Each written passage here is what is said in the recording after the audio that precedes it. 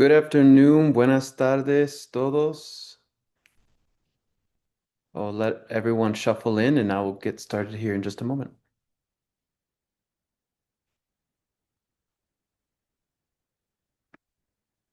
Buenos días, buenas tardes. Buenos días, buenas tardes, buen día. Thank you to everyone joining us today from all over. You help to make our mission possible. Okay, with that, I'm going to go ahead and get started. Good afternoon, buenas tardes, everybody. My name is Luke Arce Arglaben, and I am the Chief Development Officer at Hispanic Access Foundation. Today, I will be your MC.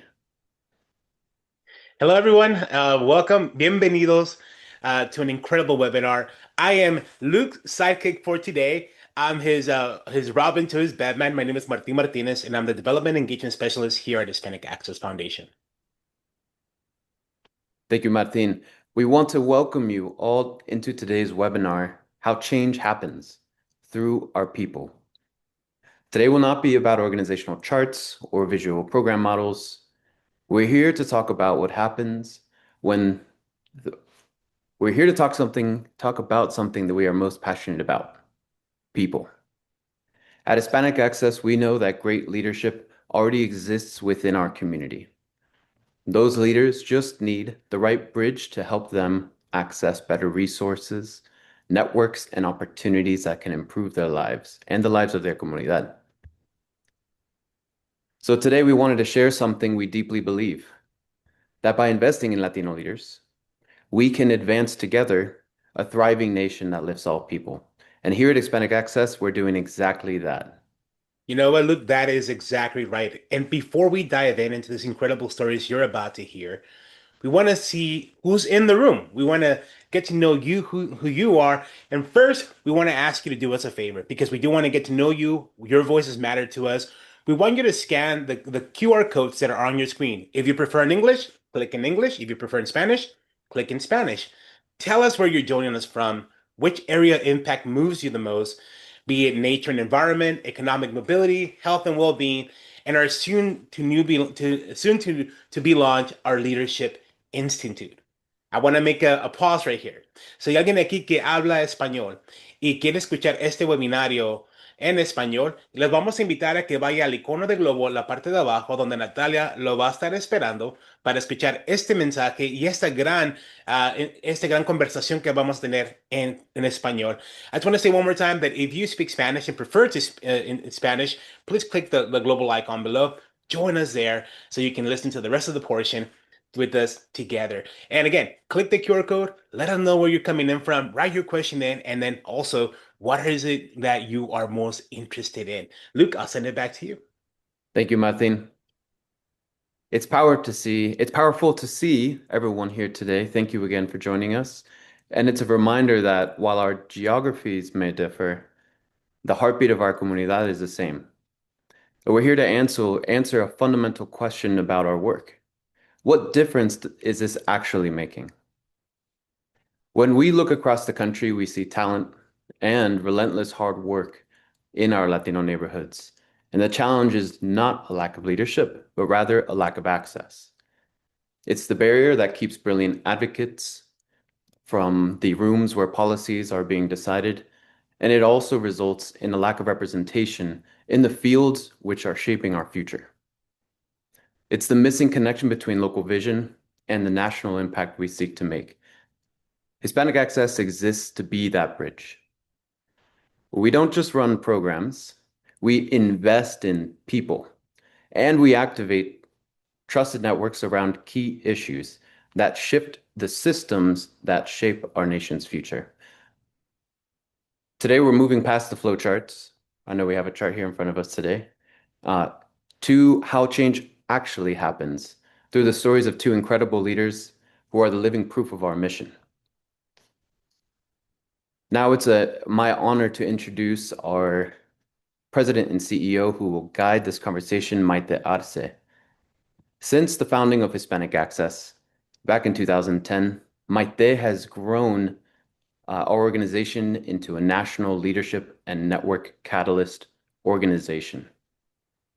Rooted in our family's immigrant experience, Maite walks alongside Latino community and faith leaders, building confidence, strengthening networks of trust, and expanding access to systems of power.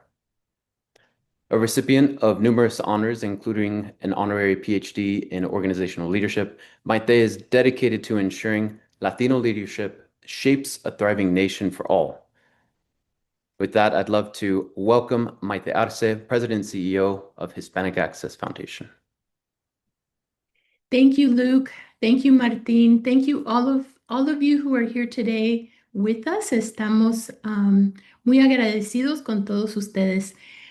When we founded Hispanic Access 16 years ago, it wasn't because our community needed to be helped. It was because we knew our neighborhoods are already filled with brilliant, capable leaders rooted in lived experiences and cultura. They simply need greater opportunities, resources, connections to build confidence and influence, just as you said, Luke. What we do that's very unique and that's very necessary in the process of leadership growth is we walk alongside community leaders to build confidence, to strengthen networks of trust, and to expand access to systems of power. Through our pathway, engage, equip, connect, act, influence, and shift conditions, and trusted regional networks of leaders moving together, communities gain the infrastructure for real collective action. And that's our vision moving forward for the next 10 years is we want not just the individual leadership growth, but the collective, collaborative community growth as well. And today you'll see this pathway come alive in the stories of two incredible leaders. When Latinos, while we as Latinos are shaping our nation's future, Latinos remain underrepresented in the systems that determine opportunities and decision-making and investments. And yet by investing in leaders, we advance a thriving nation that lifts all people. Hispanic Access develops and connects leaders, equipping them to influence systems, to shape narratives, and create lasting change. Leadership is stronger when it's shared. I know that you feel that in your heart. I feel that in my heart when we share leadership and it's trusted leadership and we walk together. It's everything we do is more powerful and more effective and stronger and has impact and ripple effects. And when leaders connect in trusted peer networks, they support one another, exchange ideas, and collaborate across communities and states and across the country. So they can learn together, solve problems together, and move forward together. By 2036, Hispanic Access will equip and connect 10,000 Latino leaders, including faith-based, civic, cultural, and grassroots leaders across 50 regional networks to collectively influence policies, narratives, and investments that impact 10 million Latinos. And that's how we build a thriving nation for all. Wow, thank you, Maite, for grounding us for today's conversation. Now I'd like to introduce our first guest. It's my honor to introduce Sonia Navarro. Sonia is the National Community Partnerships Senior Specialist at Thrivent Financial, a Fortune 500 not-for-profit financial services organization. In her role, Sonia is dedicated to advancing financial education in communities by creating opportunities with local and national organizations to deliver quality, culturally relevant resources. With over 20 years of experience in both nonprofit and for-profit sectors, Sonia has cultivated a career centered on empowering diverse communities through education, advocacy, and partnership development. Sonia is the daughter of Mexican immigrant parents, growing up in a vibrant Latino neighborhood in Los Angeles, Sonia was inspired by the resilience of her parents, who built a successful garment business from the ground up despite significant cultural and language barriers. Her early lessons in leadership came from watching them foster a sense of camaraderie and dignity among their workers. She is also an experienced public speaker who has delivered keynotes, workshops, and presentations on topics including financial empowerment, community engagement, and multicultural leadership. So without further ado, let's give a big welcome to Sonia Navarro and Maite Arce, who will be guiding the conversation. Thank you, Luke. Sonia, it's such a pleasure to welcome you today to join us. Thank you for being with us. For me, we all have something we're very passionate about and that gets us up in the morning. And for me, it's the heart-centered leadership that you have in the way that you lead. So I'm very grateful to have you, Sonia, with us and to have this conversation, and of course, to talk more about your important work at Thrivent. Thank you for your commitment to comunidad, partnership, leadership, and economic mobility that creates lasting change. It's such an important area of growth and learning for our comunidades.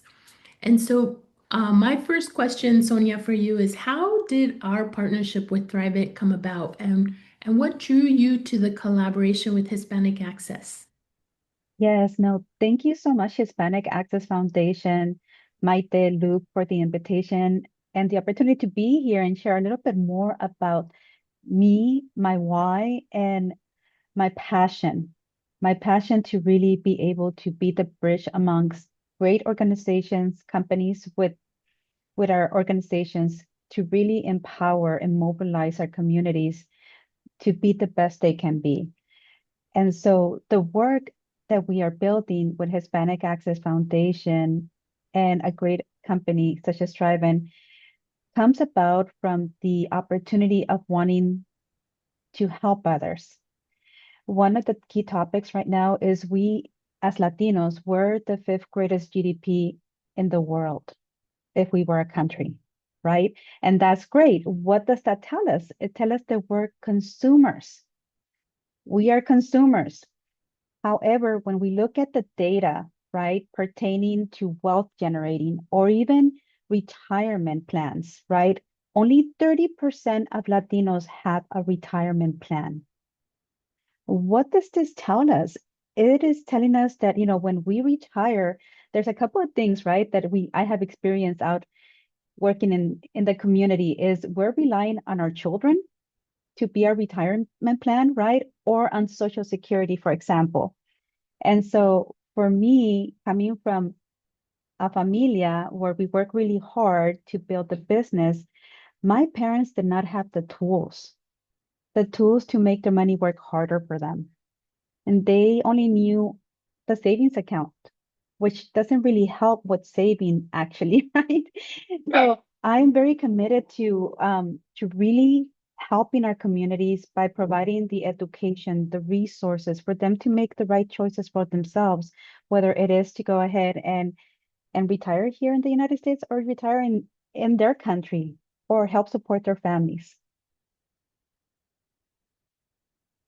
And so as far as, working with Hispanic Access Foundation, the first time I came across Hispanic Access Foundation was in 2013 when I took an opportunity to really help build mobility out in Dallas, Texas.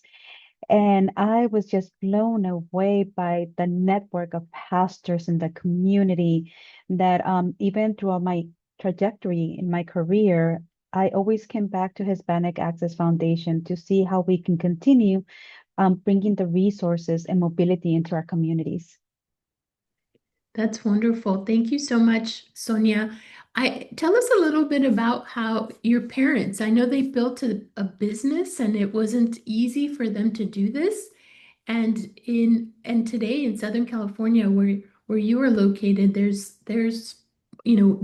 what persistent challenges are you seeing that families face still in building that financial security and legacy? And how has your personal story shaped how you see our community strengths. Yes, great question, Maite. Thank you.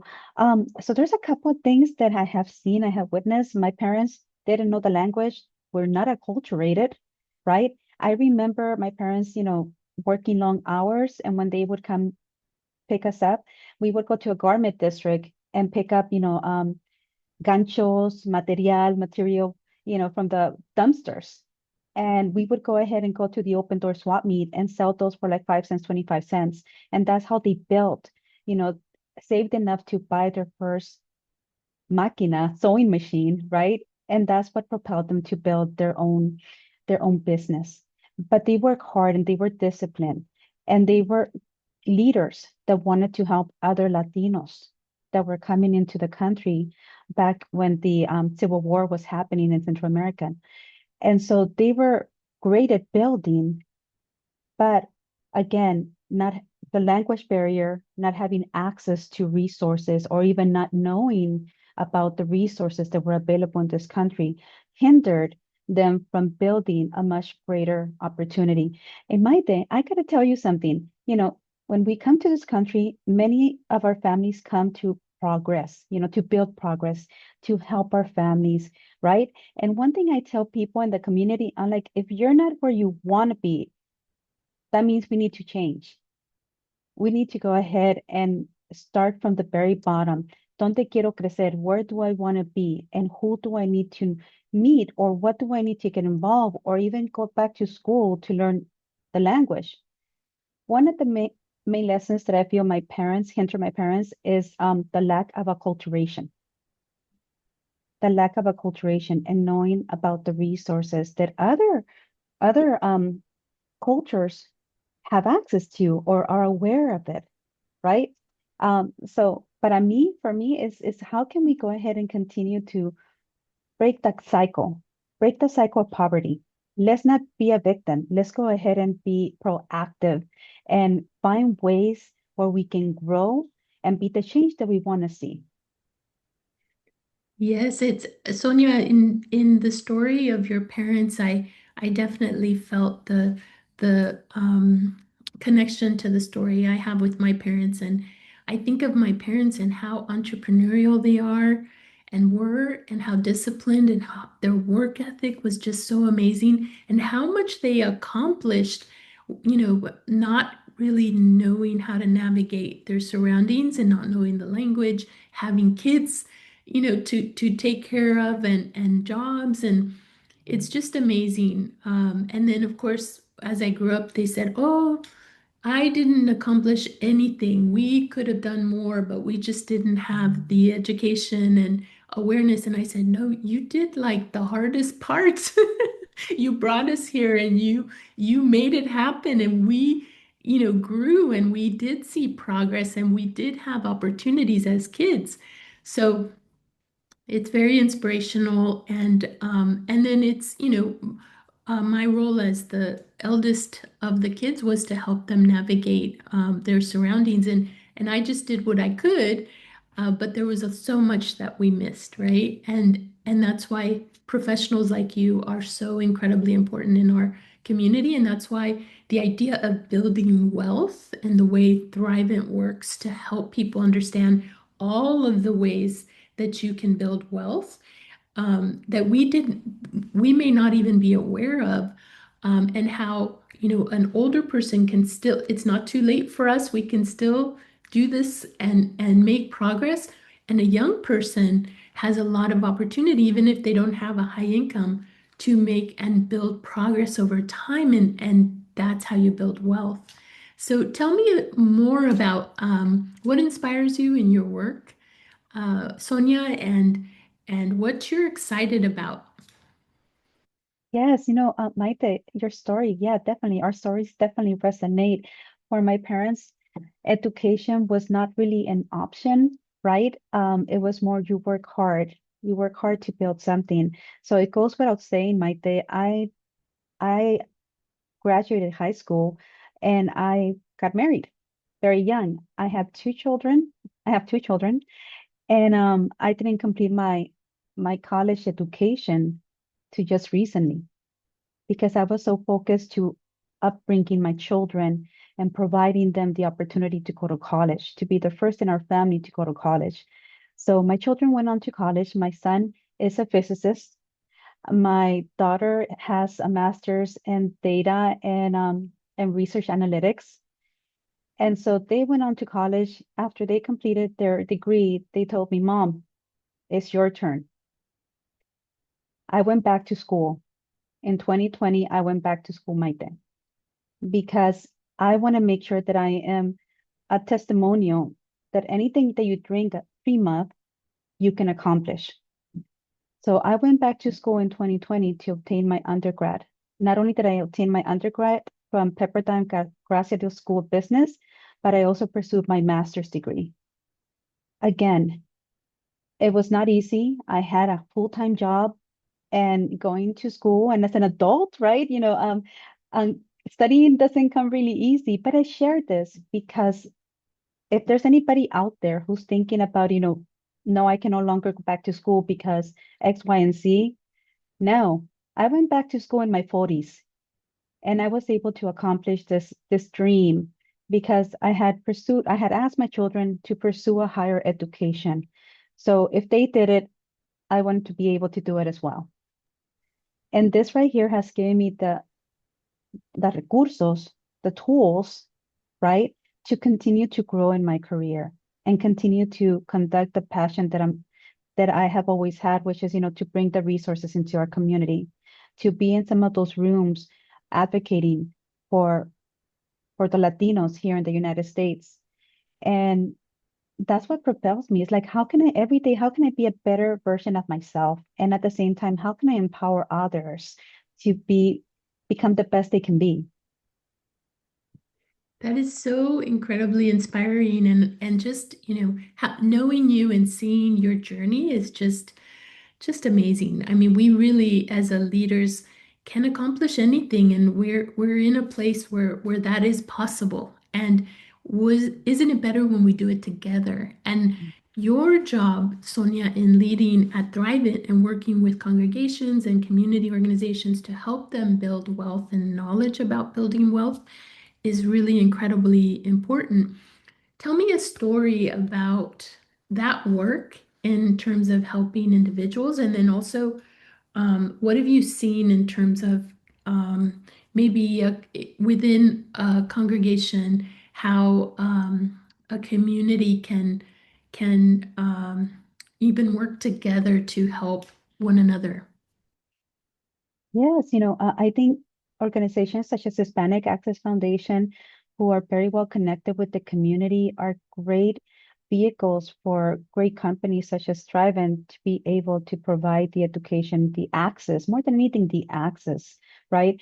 Because a lot of times, if we don't have a conversation about finances, it can be intimidated for many people, especially coming from different countries where finances is not a common topic, right? Or we haven't built those good financial habits as children, right? Because in many of our countries, the adults don't want to talk about finances with the children.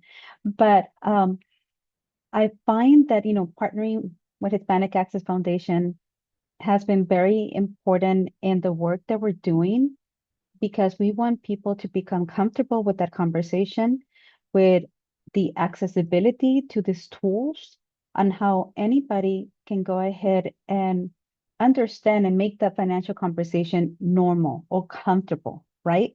Because a lot of times, we don't know how much money is coming in, how much money is going out, or if we have any financial leaks, right?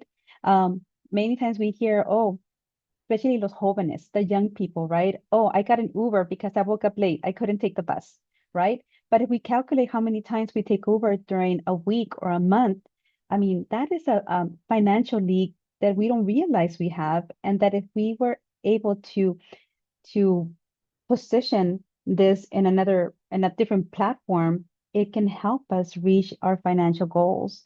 So for me is how can I partner with organizations and bring the experts into the community so they can go ahead and make the conversation of finances comfortable and realistic?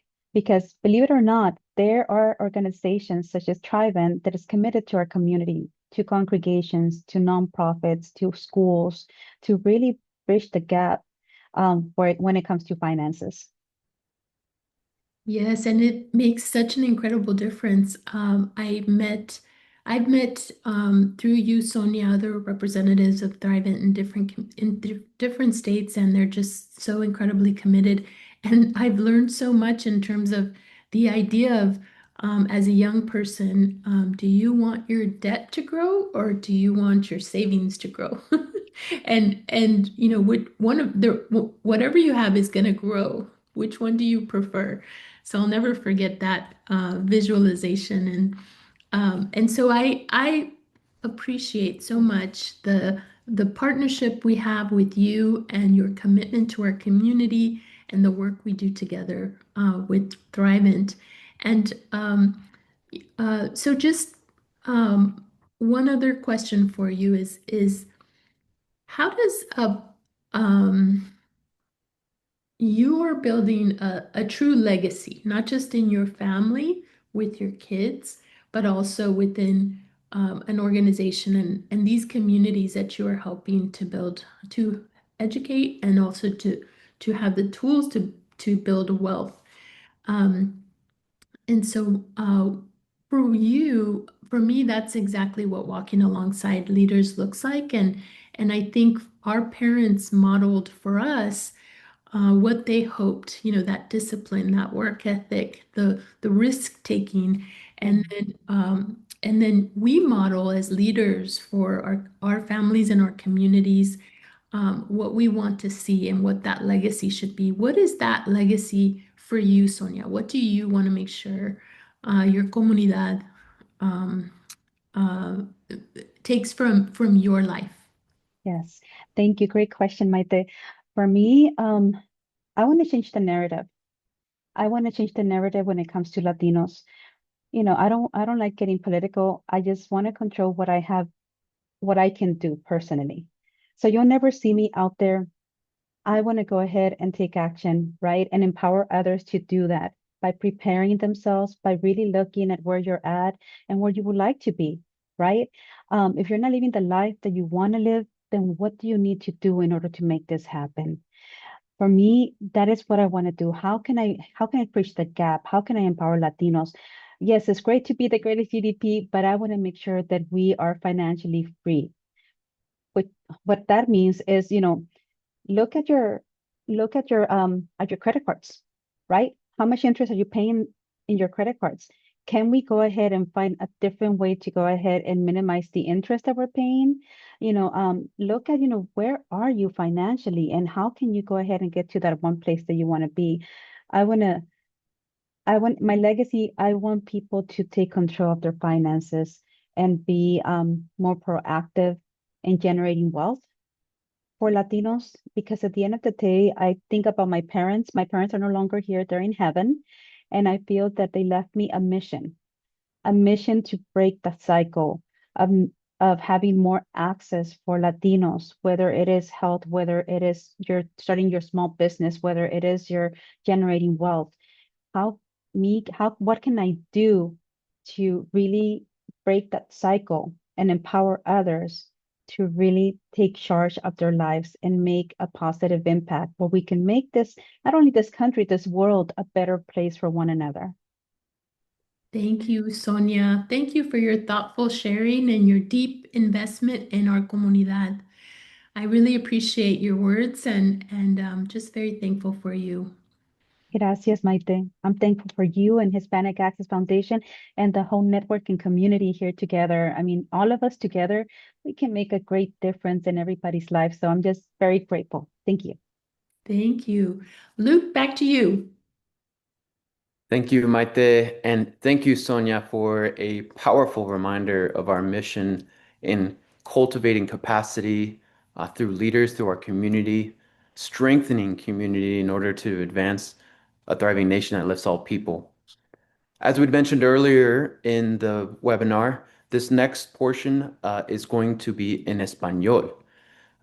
You'll be able to listen into this conversation in English via the global icon below on the dashboard at the bottom part of the window if you're on Zoom.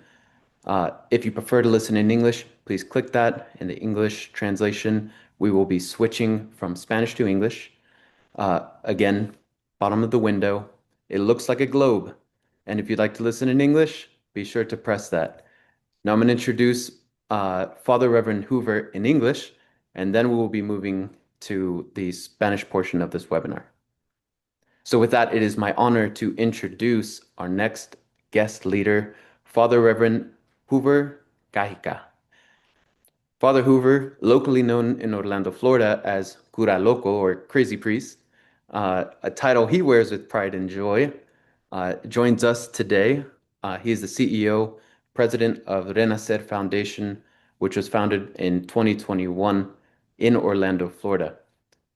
Originally, Pastor Hoover is from the brave lands of Santander, Colombia, where he is the eighth of 12 children.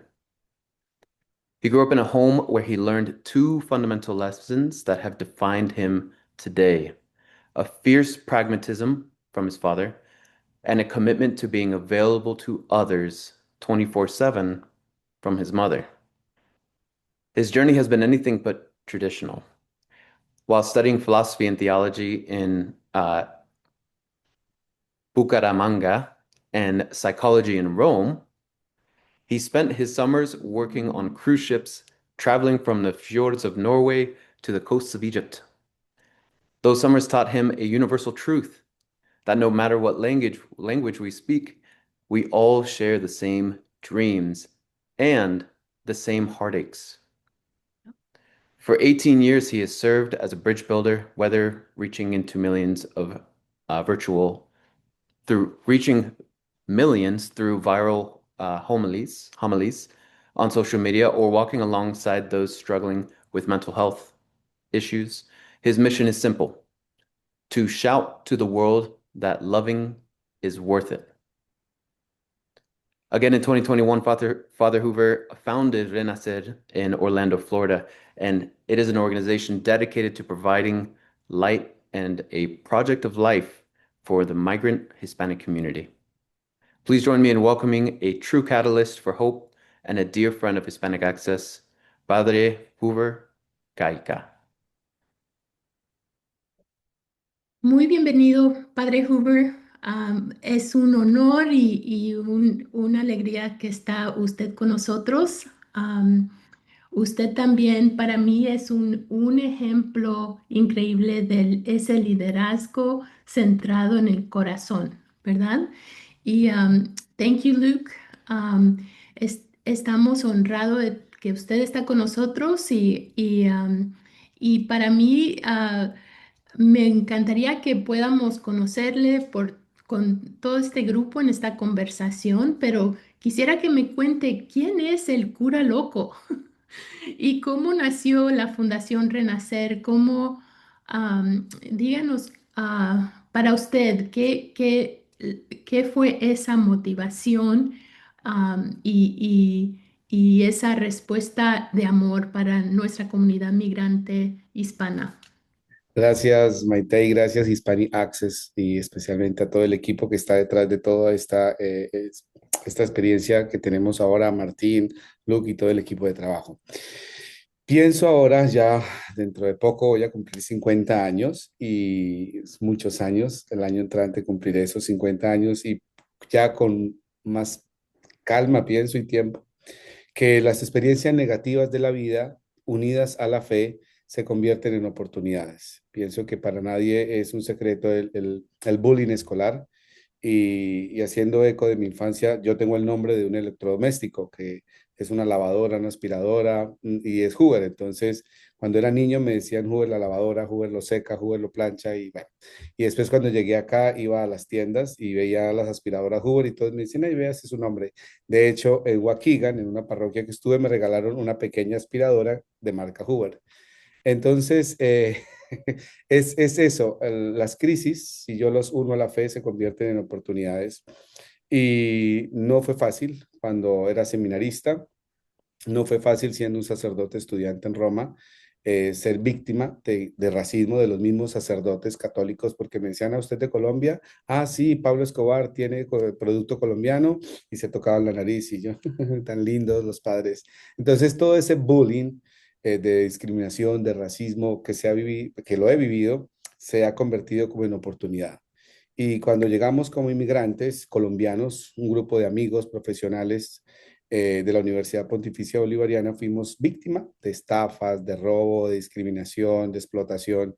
Y nos dimos cuenta de que podíamos entre todos, aprovechando ese recurso de experiencia y ese recurso académico de un ingeniero industrial, de un comunicador social y de un sacerdote que estudió psicología, convertir eso en una oportunidad y decirnos a nosotros mismos, oiga, ¿por qué no decirle a la gente que no se dejen estafar, que no se dejen robar? Y lo más hermoso para mí de este país, de Estados Unidos, es pudiendo estar bien, ¿por qué no estarlo?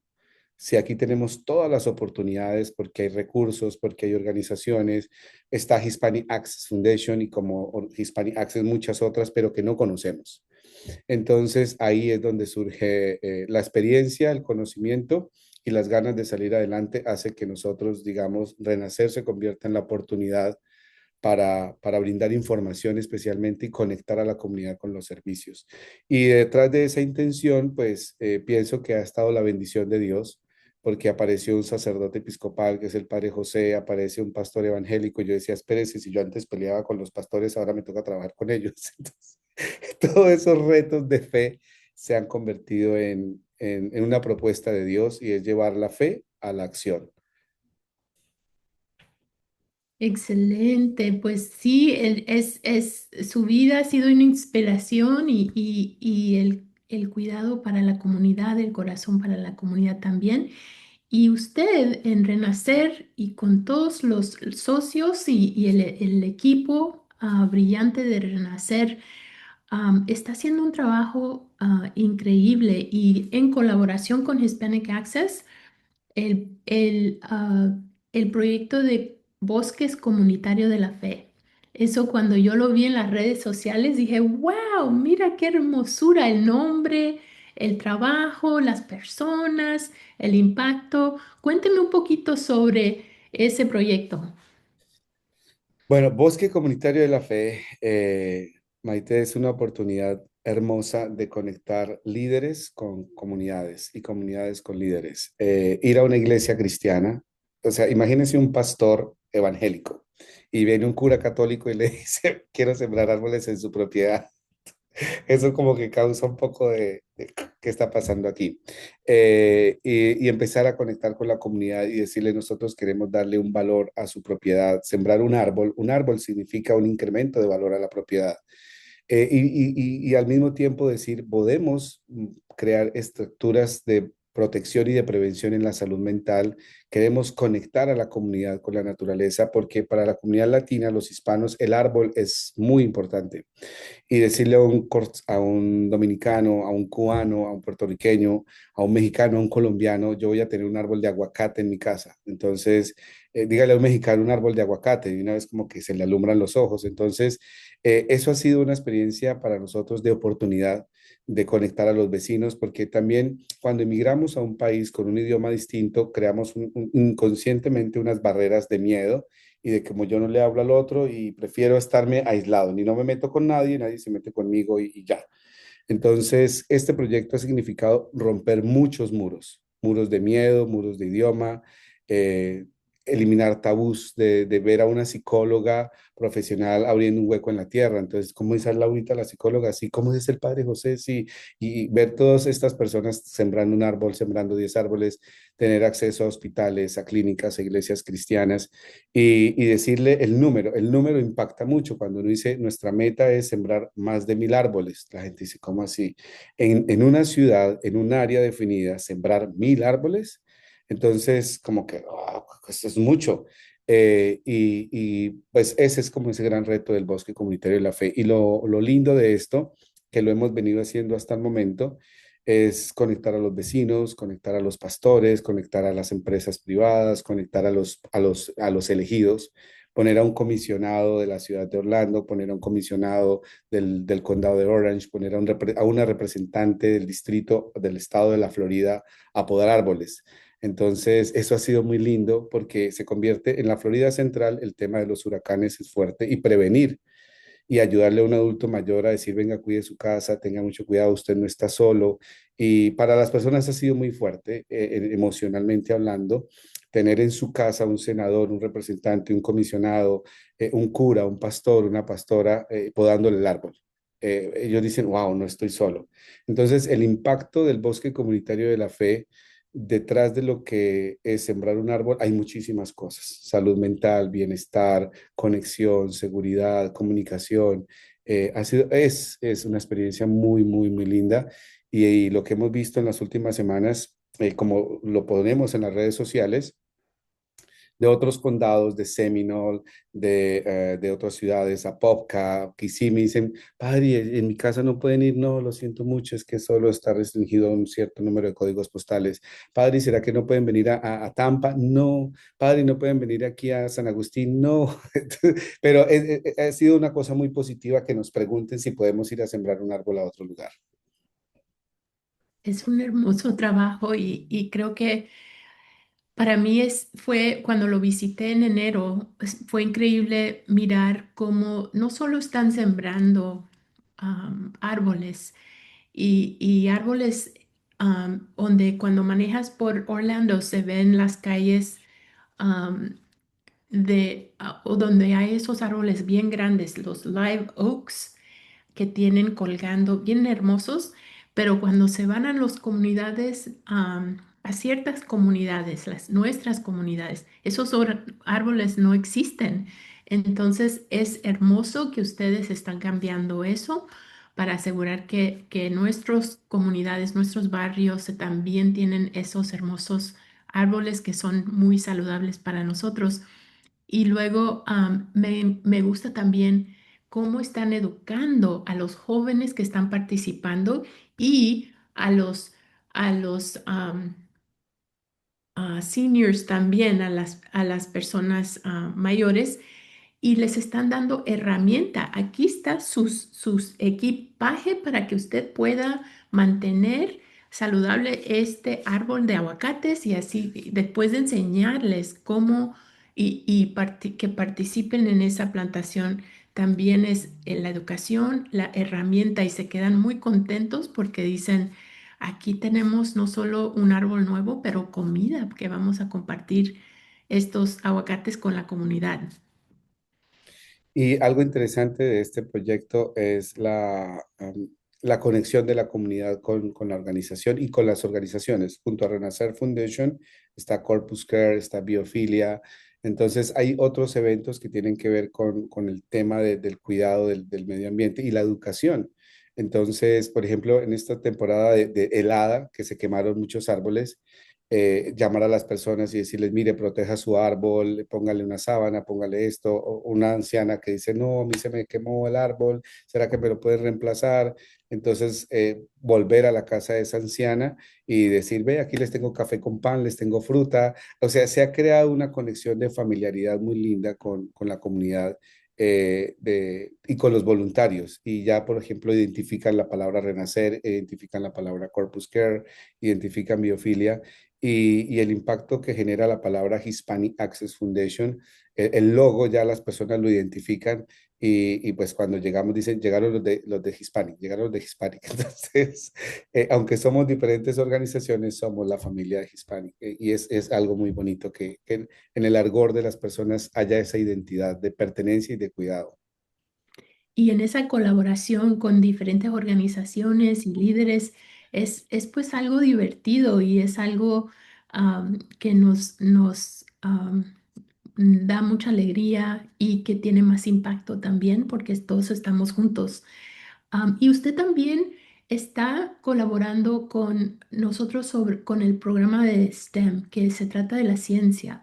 Y para mí es muy interesante el tema de ah, el proceso de cómo usted y Renacer muestra la fe y la ciencia y cómo se complementan. Y han traído a ustedes a líderes increíbles que son personas profesionales, que son hispanos, a motivar a a la juventud y hablar con ellos sobre sus carreras y cómo llegaron a sus carreras. Y es algo impresionante también que inspira a la juventud. Y háblenos un poquito de eso. Gracias, Maite. Para nosotros, para Renacer Foundation, un elemento fundamental es el proyecto personal de vida y es cómo quiero vivir yo el resto de mi vida. La pregunta existencial como lema de Renacer es, pudiendo estar bien, ¿por qué no estarlo? Y hemos visto a lo largo de estos 5 años y también por la experiencia de los que formamos parte de Renacer es que nuestros hijos están un poco perdidos. Primero, como inmigrantes llegamos a este país y la estructura del sistema educativo es totalmente distinto de México, de Colombia, de Venezuela, de Panamá, como que cada país tiene una estructura diferente. Pero Estados Unidos tiene particularidades que la middle school, la high school, los créditos, el college, la universidad, y como que un inmigrante llega y dice, espérese, yo no sé cómo funciona esto. Y los papás llegan con sus hijos jóvenes y los hijos jóvenes se adaptan con cierta facilidad al sistema, al idioma, los papás no. Entonces, para muchos papás era una sorpresa decirle, oiga, su hijo en high school puede hacer créditos universitarios, de manera que cuando termine la high school ya ha adelantado hasta 80 créditos de la universidad. Pero pues como inmigrante yo no sé eso cómo funciona.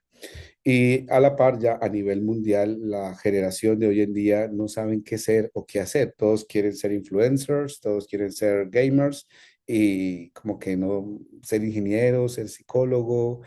La verdad no es que me interese mucho. Y hemos querido ayudar a los jóvenes en esa identificación del proyecto personal de vida.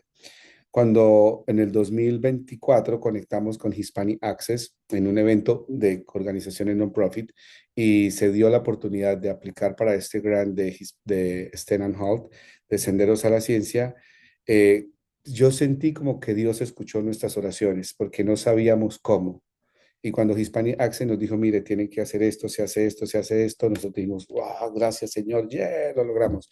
Y es empezar a convocar a estos jóvenes y decirle a otro profesional inmigrante hispano, negro, anglo, polaco, hindú, sin importar la nacionalidad, decir, contar su experiencia de vida, que no fue fácil, pero lo logró y que hoy trabaja en la NASA, que hoy trabaja en la UCF, que hoy es del director del Centro de Investigaciones, un pediatra, una neuróloga, un cancerólogo, un oncólogo, y todos jóvenes diciéndole a los jóvenes, yo sí lo logré, usted también lo va a lograr.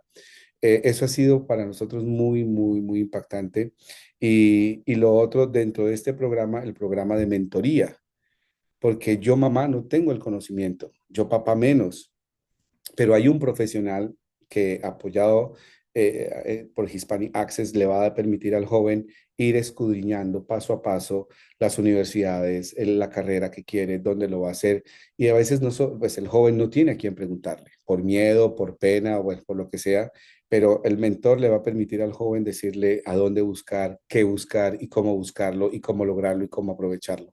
Entonces, ha sido para nosotros también otra oportunidad bellísima de conectar las familias, conectar las comunidades y conectar a los líderes, haciendo estos encuentros de charlas, de conferencias, de preguntas, y pues también con dificultades porque hacerle seguimiento en el mundo del trabajo, donde todos trabajan, donde no hay tiempo, conectar a la mamá, conectar al papá, conectar al estudiante, pero ha sido el reto que se ha convertido en privilegio de bendición para poderlo hacer.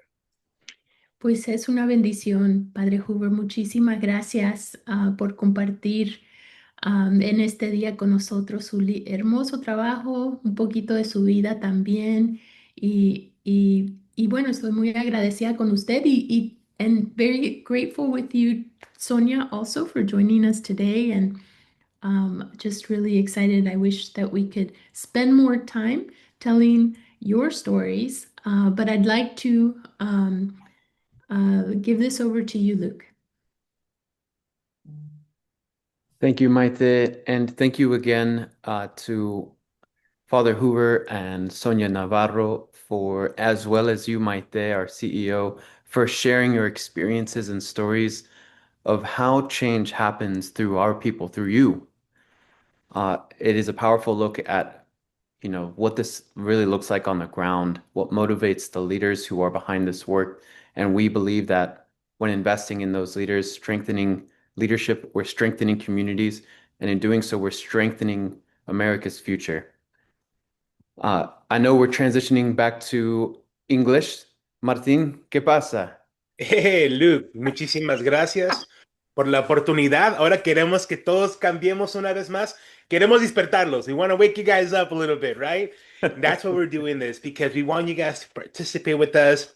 We want you guys to engage with us and make these connections. Now that we're coming de regreso a la parte de inglés, queremos que usted ahora haga clic en el icono de globo que está en la parte de abajo y queremos que cambiemos una vez más. Haga clic en el icono de abajo y póngale español.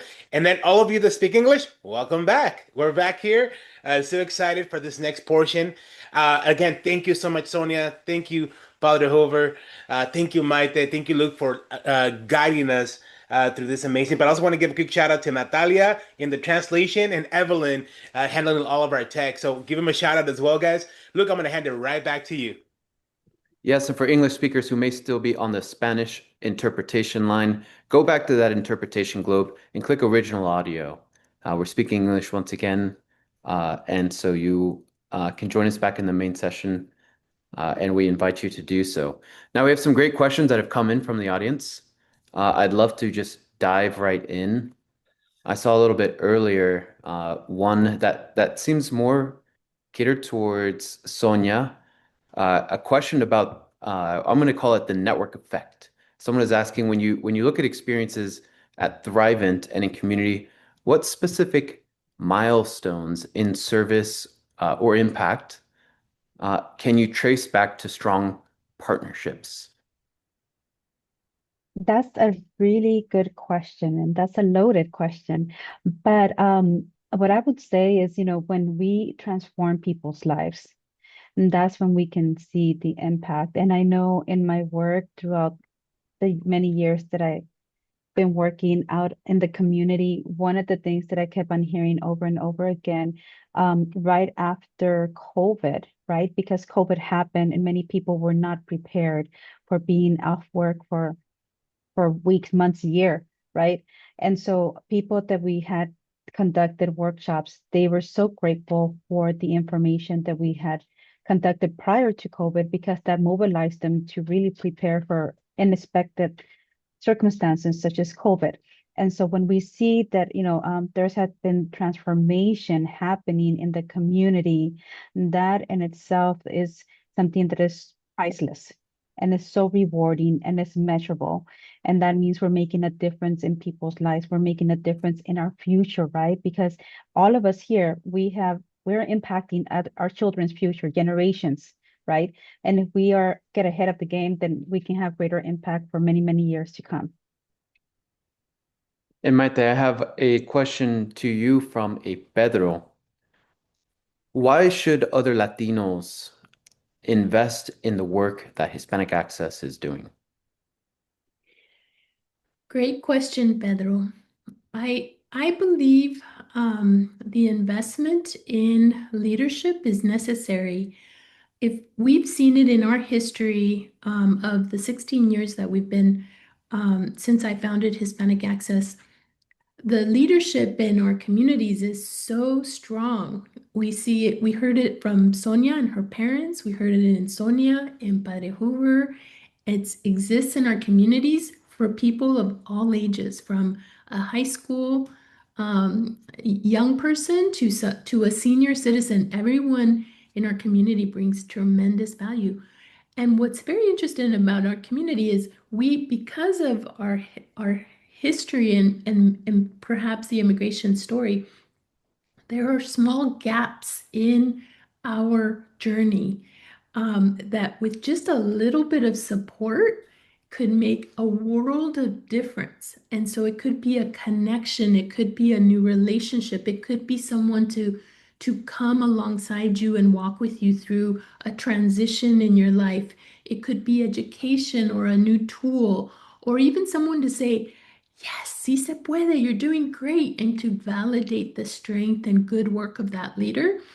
and to do it all with trust and with love and kindness. So it's almost as though we are the largest growing population in the United States. We have the youngest. Our youth are the ones who are in the public schools, mayormente in this country. So we are the future of this great nation, and we already have leadership, history, and strength in our comunidades. So an investment, whether it's large or small, can make a tremendous difference. So that's what we have found. We have not found we have to build, scale montañas. We don't have to climb mountains. It's little changes, just as Sonia, you tell us in building wealth, it's little changes you can make that over time make a huge difference and puts you on a different path of success. It's the same with investing in leadership. Thank you, That, Maite. And that is if absolutely right. I do have a question, Luke, para el padre Hoover. Esa pregunta es para usted, padre Hoover. Y lo voy a leer en español and then I'll repeat it in English afterwards. Sabemos que nuestra comunidad, la fe no es solamente lo que sucede los domingos, sino la manera en que escuchamos nuestras comunidades, pero también cómo la gente trabaja con proyectos como nuestros bosques y STEM. ¿Cómo usted muestra a la congregación, a sus participantes, el proyecto de tomar una oportunidad para honrar su fe y a la misma vez también activar las oportunidades que vienen del futuro? En la iglesia hay un lema que dice, una buena predicación ayuda, pero el testimonio arrastra. Y es las historias de suceso, las historias de éxito. Y bueno, nosotros tenemos un trabajo virtual muy fuerte con un gran equipo que está detrás, que aprovecho para decirle gracias a Calao Corp, y es 1,5 millones de seguidores en las redes sociales. Y a través de ese trabajo de evangelización está el contar la historia, el compartir no solo los dolores, los sufrimientos, las frustraciones de los inmigrantes en el mundo entero, sino también la esperanza de saber que con la ayuda de Dios todo es posible. Entonces, contar la historia de un inmigrante que compró una casa, contar la historia de un inmigrante que obtuvo su maestría, su doctorado, contar la historia del suceso de quien pagó su carro o logró su ciudadanía o después de muchas dificultades logró tener su hijo o después de una dificultad familiar conyugal pudieron reconciliarse y salvar un matrimonio. Todos esos testimonios son maneras de decirle a las personas sí se puede. Es decir, puede ser que humanamente no es fácil, nos cuesta lágrimas y a veces pareciera que la noche es muy oscura y triste, pero va a llegar el amanecer y va a salir el sol y va a salir para todos. Entonces, y algo también muy bonito que aprovecho para decirlo es el trabajo interreligioso. Aunque yo soy católico y rezamos el rosario en la mañana, conmigo se conecta una pastora evangélica desde Nueva York a rezar el rosario, que para mí eso ha sido, como así? Yo voy a una iglesia cristiana a escuchar la predicación de un teólogo hablando de misericordia. Entonces, voy al Congreso Nacional de Pastores Evangélicos a dar testimonio del trabajo comunitario. Entonces, todas esas, es romper esas barreras y yo quiero invitarlos a todos a decir, no tengamos miedo a romper esos esquemas mentales de odio y darnos la oportunidad de conocer lo que es distinto de mí, sin perder mi identidad, reconocer que hay alguien distinto, que es también persona y que podemos trabajar en conjunto y que pienso que en este país, en Estados Unidos, hay muchas oportunidades y todo es posible y pienso que si yo me pongo juicioso a trabajar con disciplina, con fe, con, con apoyo, porque no estoy solo, vamos a alcanzar y lograr muchas cosas. Así es, muchísimas gracias por esa gran respuesta. Luke, I'll send it back to you for our closing remarks and our closing thoughts, and take it away. thank you, Martin, and thank you everyone for attending today's webinar. We hope you're taking away that the stories we've heard from Sonia and Father Hoover and even Maite aren't just success stories. They are the blueprint for how we ensure that our mission is accomplished. Uh, Before I go, I want to be sure that you get an opportunity to engage with us in a different way. If you liked what you heard today, we invite you to join Club Elevación, our monthly donor circle. When you become a member, you aren't just making a donation, you're providing a steady, reliable oxygen that keeps community-rooted programs breathing. When you are ensuring, by doing so, you're ensuring the next Sonia or Father Hoover, when they knock on that door, the bridge is already built, waiting for them to cross.